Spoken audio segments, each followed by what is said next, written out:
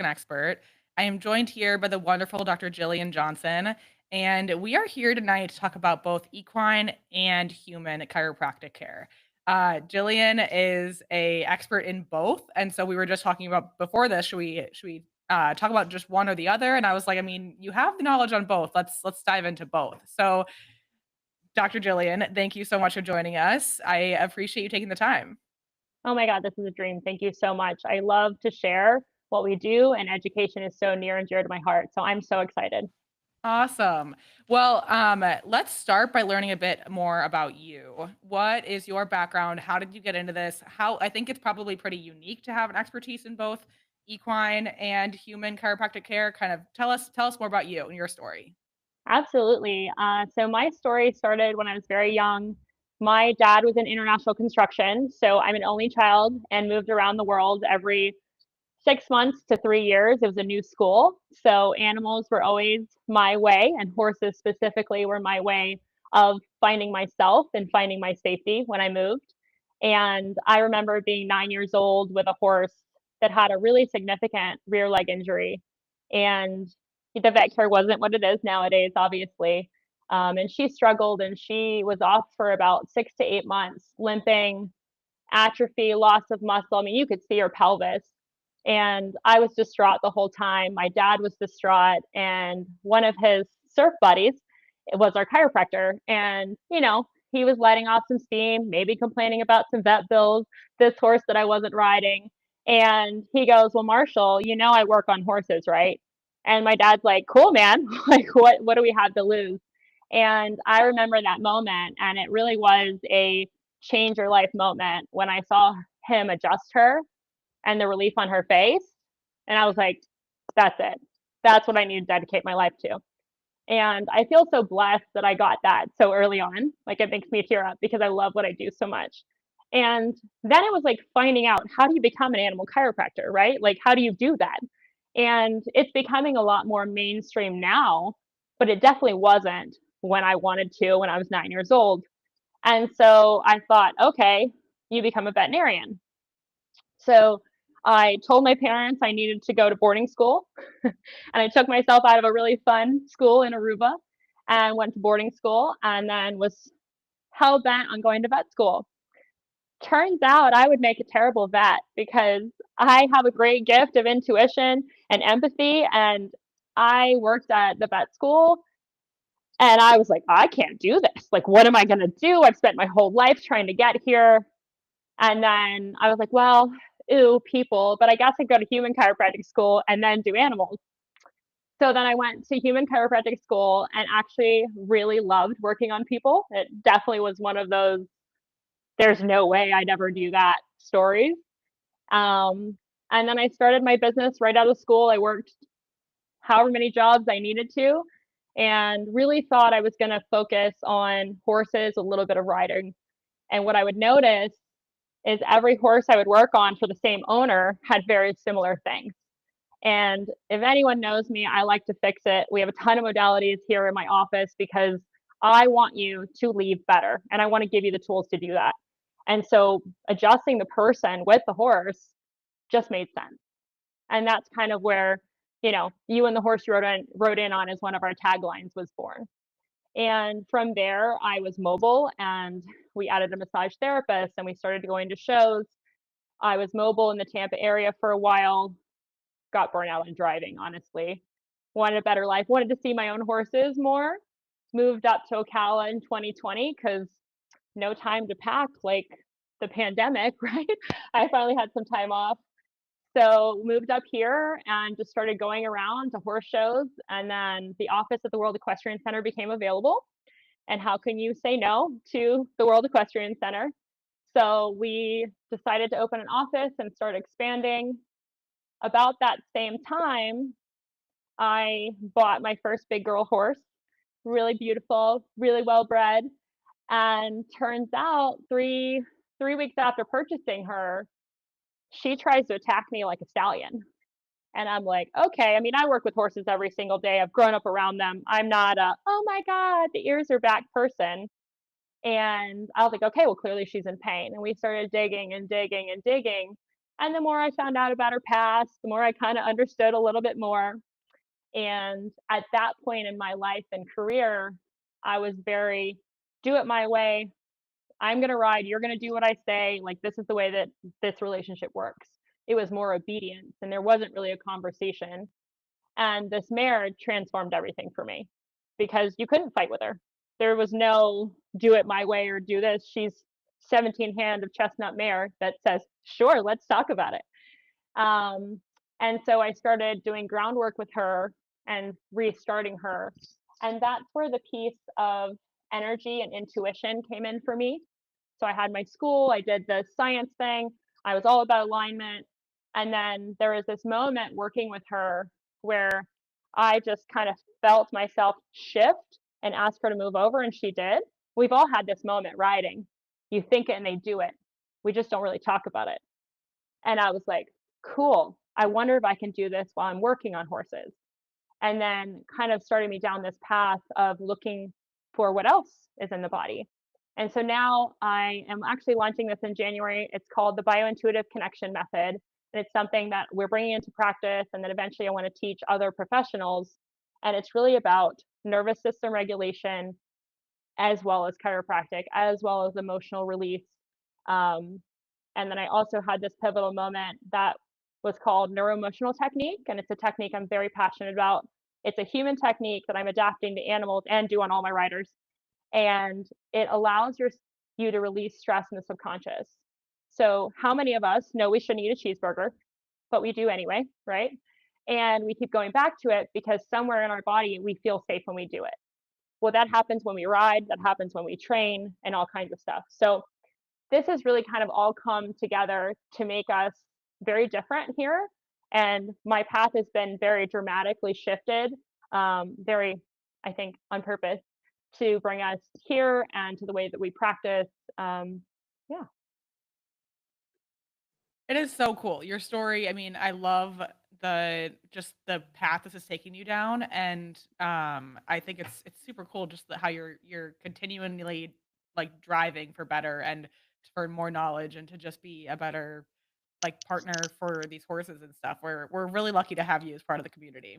Thank you so much.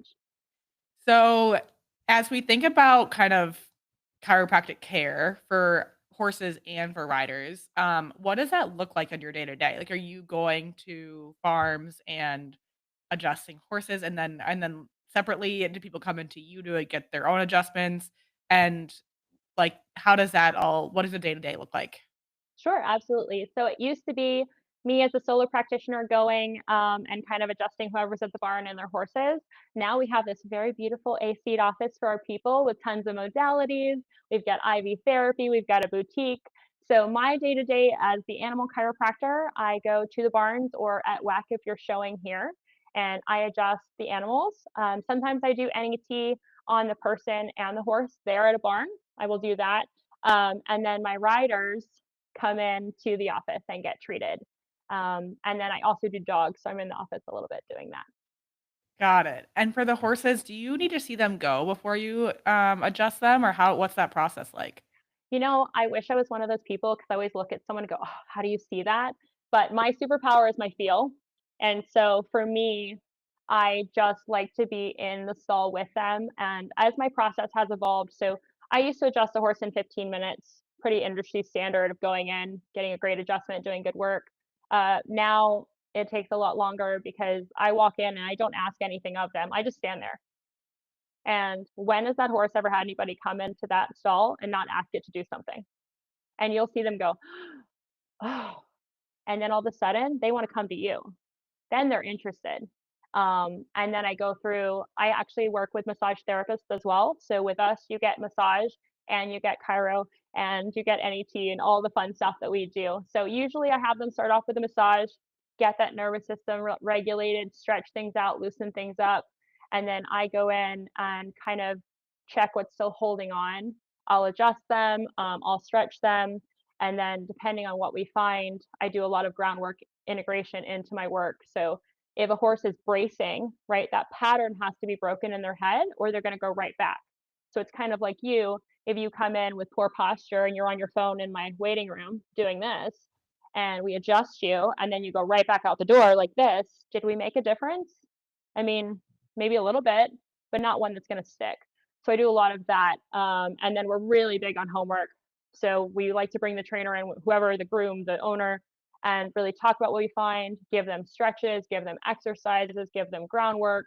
I've just now started teaching groundwork as well, just because everything is so, you can fix so much on the ground. Yeah, that's super cool. Um, okay, so when you're going in and adjusting the horses, and I'm just picturing myself when I've gone to a chiropractor. Like there are moments where it's like, oh my god, like that was an extreme feeling. Are the, I mean, are the horses pretty like am, like amenable to this experience, or are Yeah. they do they get nervous? Like what is that like? So it's really funny you say that. So when I first started adjusting and I was going in there and I was like, I'm going to move some stuff, and being a woman, I always heard, oh, you can't do it. Or like, do you need help or do you need a chain or whatever? So I went in there with like a little bit of an ego when I first started and I was like, I'm going to move some stuff. And I noticed the horses never yawned as much as they did like on all the videos online. And I was like, why is that? I'm doing good work. Now with my work, I'll do it. Like I'll adjust something. So say the pelvis is really stuck. I'll adjust it and I'll step back and give the horse a second to go, what just happened? You're right, right? Like what just happened? Process it, release it. Sometimes they'll stand there for 5 minutes just yawning in a row and then come out of it and come back to me and go, would you do something else, please? Versus How me going here and here and here and here and yeah, here. I mean, that's not relaxing to anybody, right? how Especially when you cool. can't say, hey, by the way, when I touch this sore spot, this is what's going to happen because we don't have that ability to do that with them. So I feel like that time is really, really important. Yeah. Okay, sorry, give me 1 second. I have someone at my door knocking. Yeah, Just you're one good. give me 1 second, I Okay. apologize.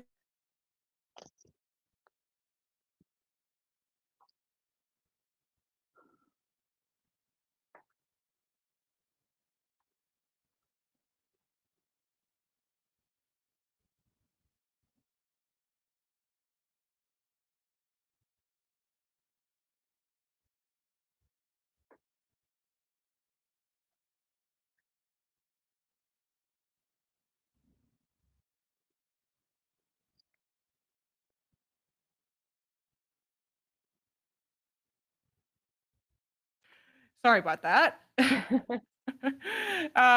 Okay, that is such a cool experience that the horses are having such a positive response to. I mean, it also makes sense, like, you're giving them relief, and I'm sure that Yeah. they appreciate that, and Hmm. Um, super cool. So when you work with horses and their riders, what kind of themes do you see there? Like, are you seeing if a rider is particularly tight on the left side, is the horse also like, do you see that kind of thing happen?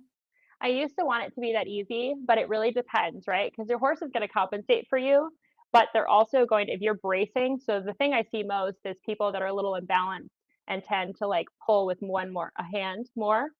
So then that'll correlate to the mouth, and then they start bracing from the mouth down to the lower neck, in through the back, hollowing out, and the pelvis on the other side.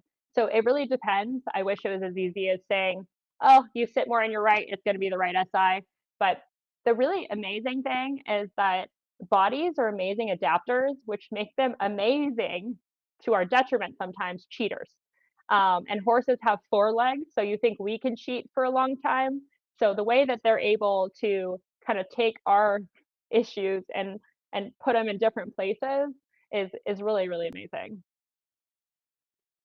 Yeah, it is wild. Um, okay, so how do you determine whether a horse is a good candidate for chiropractic care? Sure. I would say at least unless there's like a lameness that your vet needs to take a look at first. Um, Everybody's a good candidate for chiropractic care. I always tell people it's so worthwhile to get a baseline on your animal, even if you don't plan to do continued care, which I recommend you do, because so many times, so say the horse is getting imported, right? And it comes over, it's stressed out, it's been on a plane, it has no idea what's going on, it gets given a new rider, a new saddle that probably doesn't fit yet, you know, and they are expected to perform. Well, wouldn't you like to know that by the way, the right hind is a little tighter. So when we warm up, I'm going to give you more of an opportunity to warm this up without asking you to do something that you can't do. So to me, it's getting the information so that you can have a conversation and have fun because that's what we're here for, right? We're supposed to enjoy this thing, not get frustrated. Yeah, absolutely. And same question for a rider. Are you what makes a good candidate for a human? You Um, ride horses, you should be adjusted. That's what makes horses make you a good candidate. We've all fallen off. We all go imbalanced. And the really hard thing about riding all the time is that we develop these patterns that work, right? And with these patterns, you're constantly re-engaging them unless somebody says, "Hey, don't do that." And so chiropractic can help you identify. In my office, we have a personal trainer and a fit lab. You come in, you work with the chiropractor. I tell you what I'm seeing on the horse. That chiropractor has that information. Then they give it to the fit lab professional, and then we build a way to actually like start activating that right glute that you can't do. So you can stop pulling on your horse here so that you can both heal and move forward. okay, and I'm sure that there's a lot of these, but what are some of the biggest misconceptions that riders have about chiropractic work in the equestrian world? Oh my goodness, how long do we have? Yeah. Biggest misconception is that horses are supposed to pop. Everyone wants horses to pop like people. They're on four legs, they're not supposed to. Every now and then you will get cavitations, which is what the popping is called, the release of gas in certain situations. But our job is to restore range of motion, not put on a loud show for someone. That's one of the things I see all the time. A common misconception is that if you get adjusted once, you're going to need it forever. You get adjusted, you're going to want to feel better. Our goal for people is to, you might see you up front, you and your animal up front, but then we want to pace you out because we want you to start doing it on your own. You just need more support in the beginning to find the way to do it. That a horse has to work hard enough for an adjustment, aka he's not in enough work to justify it. Again, I like to start young. Birth is traumatic, learning to walk is traumatic, running around is traumatic, playing like a 2-year-old is traumatic. So why not get them adjusted periodically so their body learns to move the way it's supposed to, not through a restriction? Because every single training session, every single day, the horse is an amazing adapter and they're learning, oh, right hind hurts. So great. We don't need that. Let's do this. And unless you take that pattern out, you're going to eventually have a big problem. Absolutely. I think, there's also, like I mean, sure you hear this too, just, like, having had chiropractic care and, I don't know, there seems to be a wide spectrum of people who are administering chiropractic care. What should people look out for both the horses and kinda what certifications or, education should somebody have in order to adjust your horse? And then also same for the rider. I love that. When I first moved to Ocala, there was very few of us here, and I would go to a barn, get my table out, and people were like, "What is that?"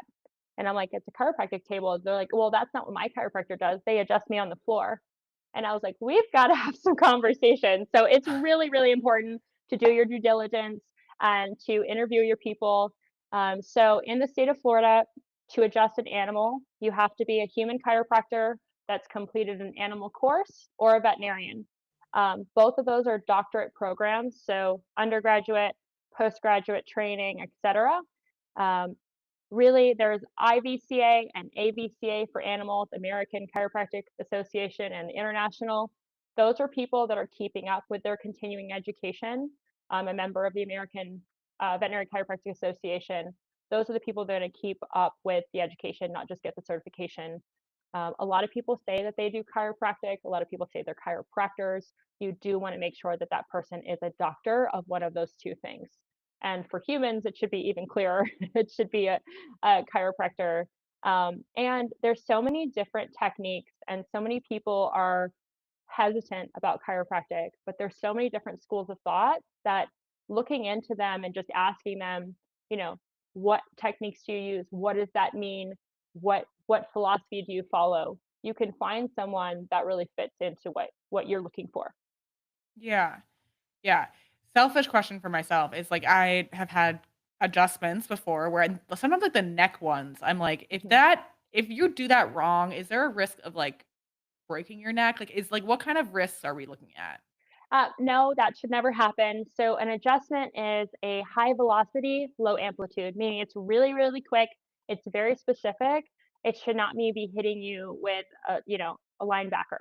So it's very scary because what you're hearing is actually just the gas. Like if you popped your knuckles, just opening that joint space, and it's right by your ears, and it's your neck. And we've all seen those kung fu movies. Very, very scary. But I will tell you, if that's something that makes you nervous, you can either do NET with me to get rid of that feeling, or you can just ask your chiropractor, find a chiropractor that doesn't do manual adjusting. They can do instrument adjusting. There's a lot of other techniques that can get you there. And sometimes you just have to honor your body and stop trying to push through and go, okay, let's start here. And then your body will go, oh, I'm safe with that. Let's try something else. Yeah, I love that advice. Okay. What are some of the most common issues you see in horses that benefit from chiropractic care? Sure. I tell everyone if they would stretch their horse, they could probably put me out of business. So lack of flexibility is a huge one.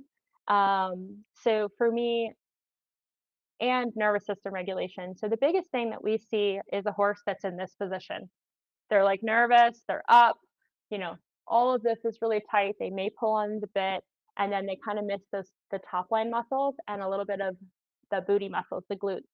And what's really interesting is that if you are in a nervous system overload, if you're in sympathetic fight or flight, we've all heard that, you're actually only accessing certain muscles, which means that the big muscles that you need to hold yourself together aren't even really being fired. There's not enough blood to them. So that's what we see is there's so much stress. We're under stress. The horses are under stress. We're living under fluorescent lighting. It's go, go, go.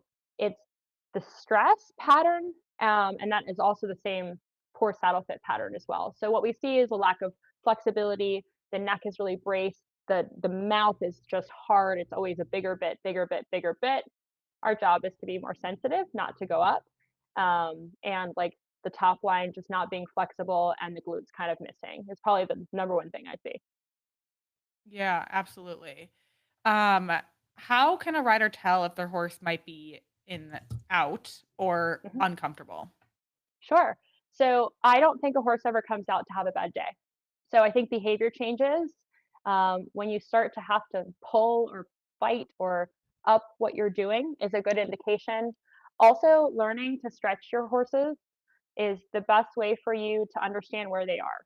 Because if you stretch them and one is like, yes, and the other one's like, oh, I can barely move that arm, you're not going to get as mad when they don't give you what you want. And you're not going to get as frustrated because you know exactly where they are. So I think stretching them and just kind of giving them the benefit of the doubt is the best way. And, again, it never hurts to just get a check. Even if you start with a massage therapist, just get a check of where you're at so you can know where you're going. Yeah.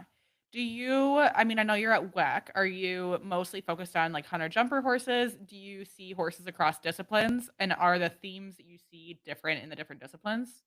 That's a great question. I was kind of an eventer. So I started out in the eventing crowd and then I went hunter jumper and then I did some dressage people. And now I love to tickle my brain. I'm a learner. I like to get in there. So I love to do anything and everything horse related. Um, and it does depend on the discipline. You will definitely have different muscles. You'll have more of these guys with like your neck muscles, like being tight with the jumpers. You'll have dressage horses, they're tighter because they have that collection all the time, but they also have a better top line typically. Reiners, you're really going to get that underneath themselves. So, yes, it does depend, but I do see a lot of the same things because, in general, I feel like a lot of people don't cross train, and cross training is so important for core strength. And very few people stretch. So, that is the same things, just getting tight from being ridden in general. Yeah. We actually had an Ask an Expert episode on cross training like 2 or 3 weeks ago. So people go check that out and Yes. learn something from Lisa about cross training. Where I think cross training is so important, and it wasn't something that I did a lot growing up. Other than, I mean, I guess we probably did the most cross training with our ponies because you're like going on a trail ride, you're going out cross country, you're doing like pony games, like all like that was probably the best life that any of my horses had. See, Um, but that's it right there, right? You remember that little girl having fun, just doing stuff with her horse? Like, that's what I tell people. I'm like, "That's what we have to find our way back to." Like, yeah, yeah. totally. Yeah, that Mhm. should be everyone's goal for 2026. Yes. Okay, is there ever a time when chiropractic work isn't recommended for a horse? Absolutely. Chiropractic is not the fix for everything. If you have a serious lameness, like the veterinarian needs to take a look at it. You can have different conditions that you won't want to adjust into that segment. So, kissing spine, I won't adjust into that area of kissing spine, but I feel like adjusting the rest of the body because of the compensation is very, very important. You're not going to fix a ligament. You may help the body heal from it, but it just depends. So absolutely, there's a million different cases that are not. We deal mainly with sport horses and performance optimization. So we're keeping them happy, healthy, and just kind of making it easier for them to do their job. So for the most part, veterinarians see them for the serious stuff, and I'm just getting to put the icing on the cake. You're there for the serious stuff too. uh, how do you differentiate between something that needs a chiropractic adjustment versus a training or saddle fit issue? I wish I could say you only need one of us. Usually, you got to have us all out on a regular basis to kind of differentiate that.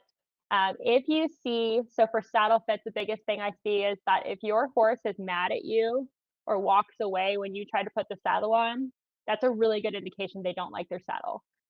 People like to be like, oh, they're just fussy, or oh, that, well, if I didn't like those shoes, I wouldn't let you put them on me. And so I think that's a really good indication. Belly lifts is a really easy stretch to do. You just kind of scratch underneath their belly and they round their top line up. If your horse is not able to do this, it's an indication that it's too tight, that it's uncomfortable. That could be saddle fit, that could be chiropractic. So it really does depend. But looking at your musculature, if you're missing muscle under the saddle, the first thing I would do is have a saddle fitter out, and then a chiropractor or vice versa, so that they can see what it's going to look like. And then it's such a hard thing. It really depends, and we usually need them all. I mean, it takes a village to take really good care of these guys. Yeah, absolutely. So, a couple follow-up questions on that one. You mentioned having everybody out regularly. How often do you recommend people see you if they are like a regular client of yours? Sure. So it depends on the level, what they're doing. It also depends on the rider. So a professional, I think a month is a really good timeline to just make sure everything's okay. That means we're on maintenance, we're not fixing anything. These guys work really hard. And for horses coming to the circuit, they're in stalls more than they should be. Horses are herd animals. They're isolated, they're standing around, they're not getting enough of anything. Just like us, we're going to Emma's patisserie a little too much. Maybe we're having extra martini with our friends. We need a little more care because it's a little more extreme. So every person and animal is different, and we treat them that way. But I would say 4 to 6 weeks is a really good benchmark for a regular performance animal getting regular chiropractic care. Awesome. And then you mentioned the belly scratches for Yes. stretching. Do you have like 3 or 5 easy at home stretching that anybody listening could go and try? Yes, absolutely, and this will be launching in 2026 as well. So carrot stretches are fantastic. So what you should do is stand on the side of your horse by the shoulder, and you want to take a carrot from in front of their nose and ask them to bring their nose to their hip bone. Now, watch their head. They should be able to turn it before kind of like turning their nose under. And you'll see if there's anything going on in the upper neck, they'll be really resistant to start turning then. And as they stretch, they're actually stretching the other side. And so that's a really good indicator of how flexible your horse is, and where they stop tells you where they're holding a lot of their tension. So that's the cookie stretches. You do both sides always. And then you can do the belly scratches. Butt tucks are one that I would find a video on before you listen and try, just because I want you to be safe. So you stand behind your horse or to the side, and you're going to just scratch down, and you're going to ask him to round his butt underneath. This is the collection you're essentially asking for in the saddle. It's gonna open up that lower back, it's gonna stretch those glutes, and you wanna hold it and be gentle, be kind, be as much do as much as they need. You don't wanna shock them. So a lot of people shock them and hold for like 10 seconds. And then the front legs, you can hold the hoof and kind of come out and down. I see a lot of people go straight up. That would be like me stretching you for the first time, assuming you can put your ankles really high. Not everyone has that flexibility, so don't push through it. Just stretch them the way you'd want to be stretched. And then you can also do one of my favorites in the hind end is to pick up the leg and actually like rest the toe, kind of where it's resting like that. And I do this before I when I'm grooming, and that just releases the low back, the stifle, and everything else, and they do it themselves. So they just learn to hang out like that, and then you switch sides, you do the other one. So, yeah. Those are great ones. I love it. Do you like the carrot between the legs? Yeah, I love everything you do with your horse. Any stretching and interaction with your horse, I'm absolutely for, and you learn what they need, right? Like Yeah, I don't need to stretch as much as somebody else. I mean, I can do like yin yoga once a week, and I wish I needed more because I enjoy it. But other people need to stretch twice a day, and that's just going to be based on your horse and what they're dealing with. absolutely. Yeah, I think I'm one of those people who should be stretching twice a day, and I stretch twice a year. So Uh huh. just, normal. Okay, if we transition over to the rider for a second, we talked about some common issues you see in horses. What are some common issues you see in riders? Most of our riders have low back pain because of the compression in the saddle. And most of the time, which is so interesting, horseback riders actually have very inactive glute muscles. Your glutes are your great stabilizers, which means that if you don't have them active or you're able to hold your pelvis in the correct position, which none of us are able to do unless we think about it, your back is taking on all of the trauma of riding, all of the compression, everything else. So, low back pain is probably one of the biggest things that we see here and why we co manage with FitLab because building those glutes and waking them up before you ride, so important. So here's a tip. It's going to sound very weird, but if you're sitting and you try to activate one glute, one butt cheek, and then the other, can you do that individually? Are they dead? Are they there? That's a way you can wake up your glutes before you ride or in the saddle to make sure that they're helping your back out. Neck pain as well. The helmets are heavy, they're big, and if you're spending a lot of time jumping or here, that's a lot of extra pressure. And then let's be real, our horseback riders fall off, stuff happens. So there's a lot of that that goes on here. But I would say that, and then just the imbalances, the stress of being in the saddle and being on circuit and having all that stress in your body, it makes it hard too. Is there a big difference between the riders and the non-riders that you see? What non-riders? Like the Or, amateurs? like, do you I mean, or, like, if you ever, like, adjust a non-rider, like, somebody who Oh, has never been on a horse in their life, is it a big difference between that and somebody who rides every day? oh yeah. Yeah, there's a lot. We horseback people, we are special. We're a special breed, and what were we taught? Get back on the horse, don't talk about it, let's go. So, there's that meme that floats around that everybody tags me in is my horse has a chiropractor and acupuncturist and I have Yeah. Tylenol. And I'm like, no, you could change that.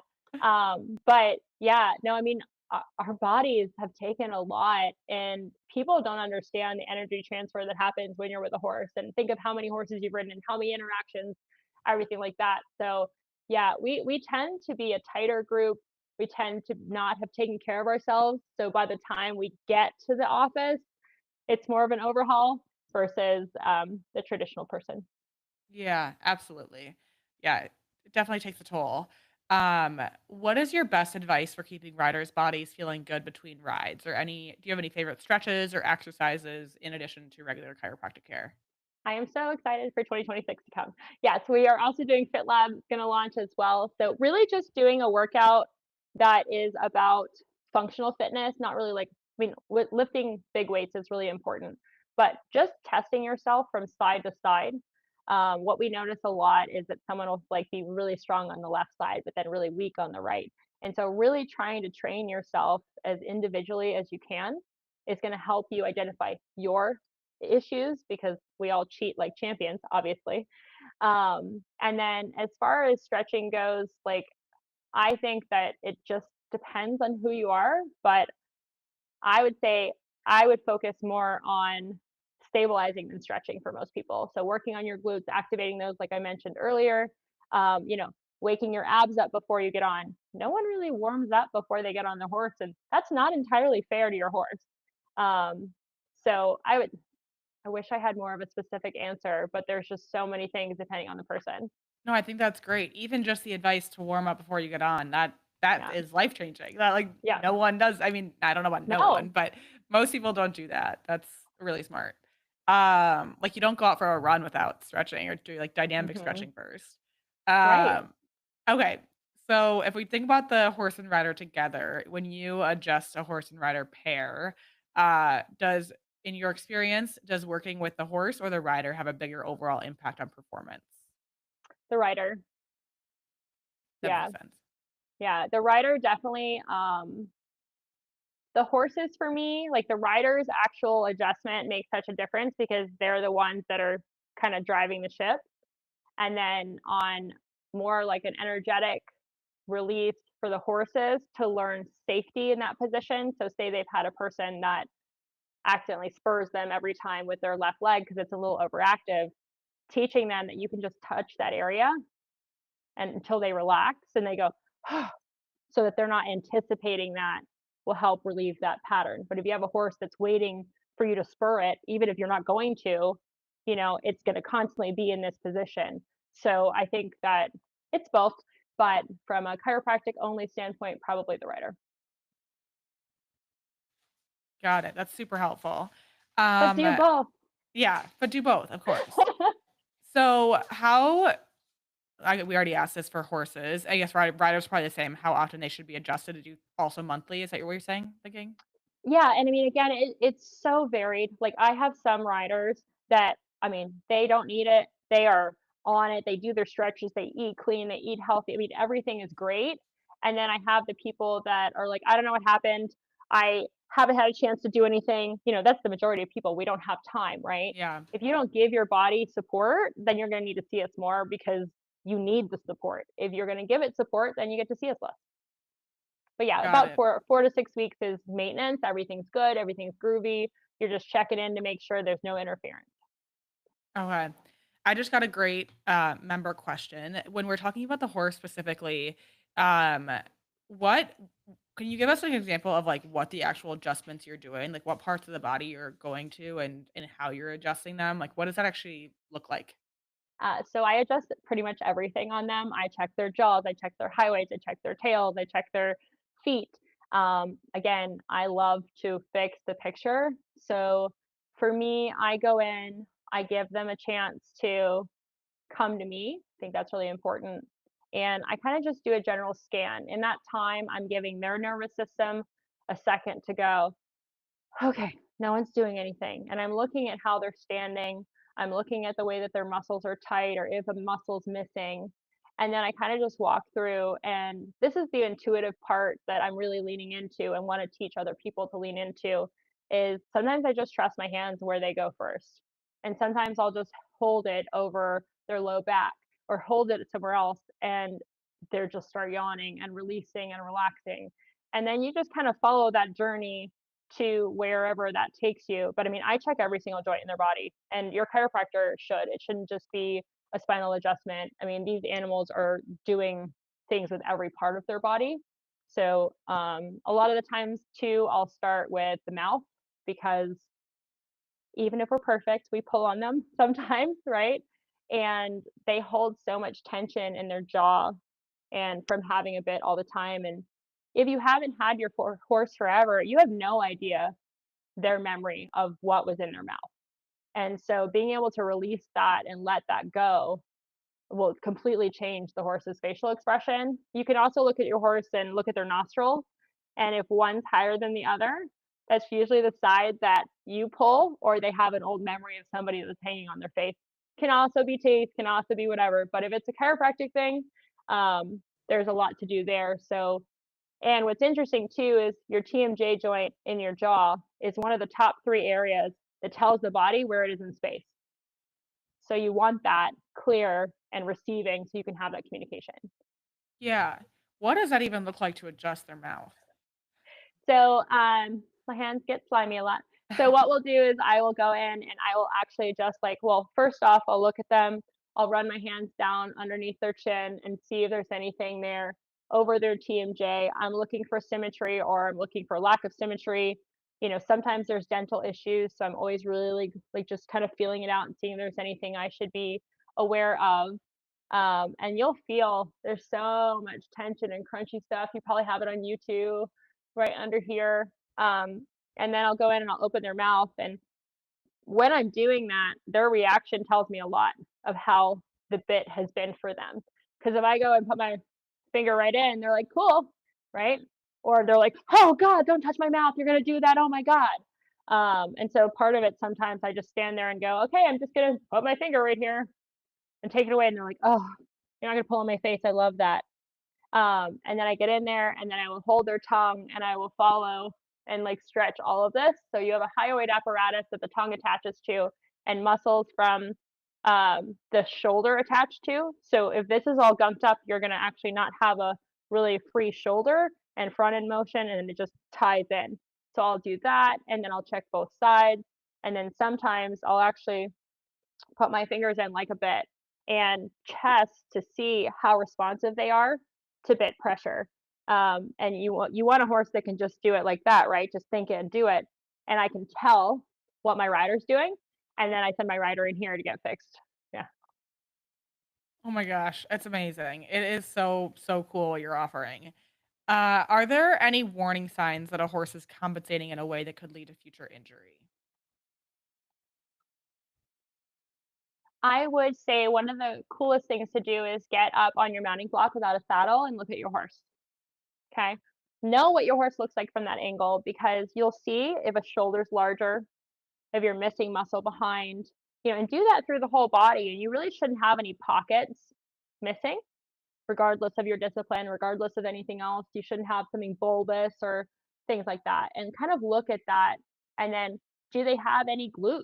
Like a lot of the time, they're missing glutes, and everyone's like, oh, they're just skinny, or oh, they've got a big withers. No, I don't really buy that, to be honest. So, just kind of getting to know your horse and what it looks like is one of the best, like the symmetry from side to side is probably the best way to just look and see, what's going on. Is something changing? Put your horse in a halter and just gently ask it to turn its head both ways. Doing your carrot stretches, doing the stretches, you're going to see those asymmetries and combat them so much quicker than if you wait until they present themselves. Yeah, absolutely.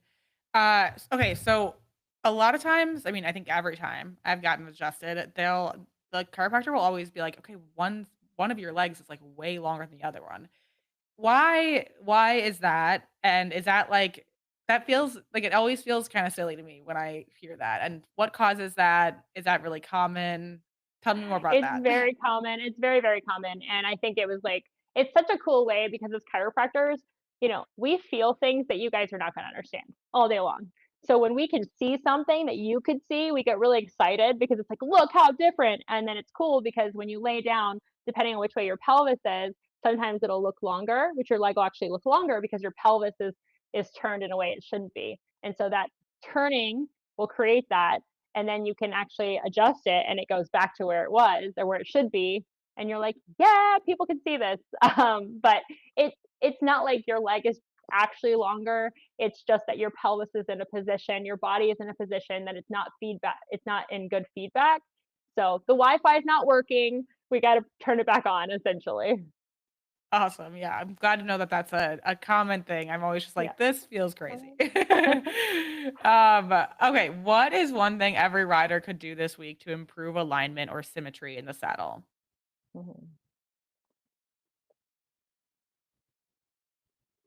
I would say challenge yourself to put your reins down and trot and feel your center and see if your hands are moving. Like that's something to test yourself. And then as far as just automatically improving your alignment, I would say sit in the saddle at a stand and I would say tuck your pelvis and engage your core. See if you can feel that difference and then see if you can maintain it while you ride. Those are awesome challenges. Guys, get out there and do this. It's Let me I love that. know. Yeah, report back. We wanna hear. Okay, if you could get every rider to understand one thing about chiropractic care, what would it be? Chiropractic care is about nervous system regulation and helping you be your best self, not popping a bone back into place. That's yeah, that's great. I love that. It's not all just about cracks. Yeah, and so many uh, people are addicted to that, and I mean, I was too. I was one of those people. I was like, "Yeah, watch me, like, let me get in there," and, you a lot of people get really far like that. I'm not, like, poo-pooing on people that practice like that. There's just so much there's, like, another layer, and I love that extra layer because it's like, "Well, why is it like this? Okay, well, how do we fix it? Well, is there an emotional connection to that? Is this because every time your mother's around and watching you, you feel stressed and you tighten your jaw? Well, then how's that gonna affect your horse if you're running with a jaw that's, like, all of these things that people don't think about, my ADHD mind loves. Me too. I think it's awesome. Okay, so we've covered a lot on the horse, the rider, the horse and rider pair. What have we? Is there anything else that you want to clarify to get out there? Any other information that you just wish everybody knew about your expertise in equine and human chiropractic care? Sure. I think the biggest difference that I want people to understand, and it's really changed my life, is the groundwork that I'm doing with horses. And it's kind of like grounding and allowing them to like find their center, which unfortunately most of us don't do. We're like, we got to do this. We have an agenda. We have this time. We have this ring time. And go stand with your horse for 30 minutes and ask nothing of him and you'll see amazing things. You'll see the body change. You'll see them relax. You'll see them actually stop eating if you're in grass and look at you and go, "Hi, I remember you." And it's the most magical feeling. And so I've kind of taken that and brought that into what we do. And it's slower and it's gooey and like all these things are just kind of coming together. So if traditional chiropractic is not something that you're into, and you feel like you need more or you feel like it was too much, don't give up. Look around, look for people that are weird like I am and into everything that can fix it, and don't get stuck on, the chiropractic has to fix everything. There's so many other layers that we do. um yeah. That's super awesome advice. And for people who want to work with you, who are based in Ocala as well, how do they get in contact? Farmhouse Chiropractic. So our website's going to be launching soon. We have an old one up. Facebook is the best place to find us. We're on Instagram. We're on TikTok, and our number is 352-812-0085. And you can actually text that number. And we are located in Arena 2 at the World Equestrian Center. So you're more than welcome to stop by and see everything that we have to offer. We have we do dogs as well. I didn't really talk about them. We have IV therapy to support you and your hydration. We have an oriental medicine doctor. We have so many different things. I always forget to say something when I come on here. And we have tons of modalities ranging from laser to shockwave to cupping to dry needling, decompression. If we can help you, we'll find a way. Amazing. I love that. Well, I think your phone is going to start blowing up. I'm sure it already does blow up, but even more so. And everybody definitely reach out to Dr. Jillian. I've learned so much from you in this time, but I'm just excited for to follow along and hopefully we get more opportunities to work together. Yes, anytime. I love this. Thank you so much for your time. Awesome. Thank you, everyone who submitted your questions. Thank you so much for doing so and have a great evening. Bye, guys. Bye.